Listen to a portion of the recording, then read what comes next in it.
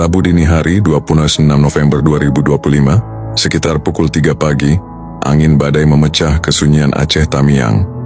Angin menghantam rumah-rumah dan pepohonan, listrik padam, dan beberapa ruas jalan di Tualangkat, serta lintas Sumatera tertutup reruntuhan pohon tumbang. Tak lama kemudian hujan turun, bukan sekadar deras tetapi seperti langit membuka pintu airnya. Hujan itu telah berlangsung sejak Selasa dan tak kunjung berhenti hingga siang hari Rabu. Warga panik, banyak yang mengungsi ke rumah kerabat berharap air berhenti naik. Namun menjelang malam justru musibah semakin dekat. Sekitar pukul 21 air mulai memasuki kampung dalam tempat kami tinggal. Warga terkejut karena sepanjang ingatan mereka wilayah ini tidak pernah terendam. Bahkan pada bencana banjir besar sekalipun, ketika air baru sebatas betis kami melihat sesuatu yang ganjil. Arusnya deras bukan genangan, tetapi air yang datang dari sungai di gunung. Tanda bahwa ini bukan banjir biasa tapi banjir bandang.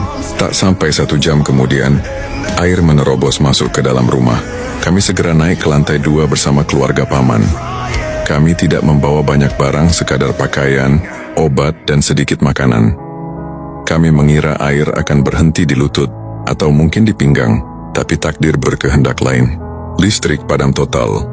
Dalam gelap gulita, air terus naik hingga 1,5 meter. Pada Kamis pagi, kami turun dengan hati-hati untuk menyelamatkan apapun yang bisa. Sedikit makanan, kompor, gas kecil, sesuatu untuk bertahan hidup. Sinyal ponsel timbul tenggelam lalu hilang sepenuhnya. Kami terputus dari dunia. Arus air semakin liar.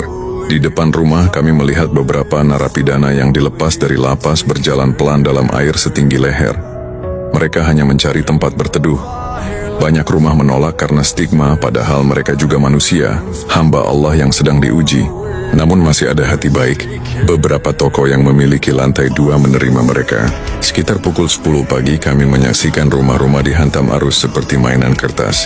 Alfamart di depan rumah kami roboh, dinding belakangnya jebol, dan seluruh isi tokonya hanyut terbawa air. Makanan itu tersangkut di pagar dan atap rumah warga. Seakan Allah mengirimkan rezeki dari arah yang tak disangka. Remaja-remaja nekat berenang di atas arus besar demi mengumpulkan makanan dan membagikannya kepada warga lain yang kelaparan. Tidak ada batas siapa kaya, siapa miskin, siapa berstatus, apa semua sama. Bertahan hidup. Menjelang asar air mencapai sekitar 3 meter.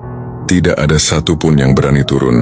Kami hanya bisa menatap gelap air itu, berharap malaikat datang membawa pertolongan. Kami coba menghubungi SAR dan BPBD, tetapi jawaban yang kami terima hanya evakuasi mandiri, bertahan di lantai 2. Tidak ada perahu, tidak ada helikopter, tidak ada sirene penyelamatan. Hanya suara arus yang semakin menakutkan seperti gelombang badai lautan. Lalu tragedi terjadi. Seorang anak kecil dan 1 orang dewasa hanyut. Teriakan tolong, tolong menggema di antara hujan dan air. Kami hanya bisa menangis. Tak ada yang bisa berenang, tak ada yang bisa mengejar. Saat itu atau mungkin sejak awal hanya Allah tempat kami berharap. Air hampir mencapai lantai 2, hanya tersisa beberapa anak tangga. Dalam ketakutan dan gelap, saya mengumandangkan azan sekeras yang saya mampu, berharap suara itu menembus badai, menembus hati manusia, dan mengetuk pintu langit. Kami berdoa, menangis, memohon ampun. Ya Allah, kami banyak berdosa, tapi di antara kami ada anak kecil yang belum pernah menantangmu. Selamatkan kami karena mereka. Saya teringat ini malam Jumat, malam dikabulkannya doa. Saya sholat 2 rakaat mungkin dengan pikiran, jika ini sujud terakhirku, biarlah aku kembali kepadamu dalam keadaan berserah. Di atap rumah manusia-manusia kecil dan besar berteriak meminta pertolongan. Tidak ada yang tidur malam itu. Kami semua berjaga di antara takut, harap, dan doa. Ketika fajar menyentuh langit, kami menyadari sesuatu, air berhenti naik. Kami menangis bukan karena selamat, tetapi karena Allah masih memberi kesempatan hidup. Namun ujian belum selesai. Air masih 5 meter tinggi. Makanan habis, air minum tidak ada. Bayi menangis bukan karena takut, tapi karena haus. Sebagian warga merebus air banjir agar bisa diminum. Kami menampung air hujan di atas terpal lalu memasaknya agar aman. Di tengah semua itu datang kejutan. Para narapidana yang sebelumnya ditolak justru menjadi pahlawan. Mereka berenang dan mengumpulkan makanan, lalu membagikannya kepada warga. Di saat dunia menilai mereka hina, Allah menunjukkan siapa yang memiliki kemuliaan hati. Air baru benar-benar surut perlahan mulai Jumat hingga Ahad pagi. 30 November 2025. Begitu air menyisakan tanah, orang-orang turun mencari makanan, pakaian, gas, apa saja yang tersisa dari rumah yang porak-poranda.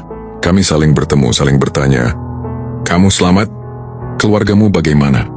Banyak dari kami menangis bukan karena kehilangan rumah atau harta, tetapi karena masih diberikan nyawa untuk bersujud kepada Allah. Dari Minggu hingga Rabu kami bertahan, membersihkan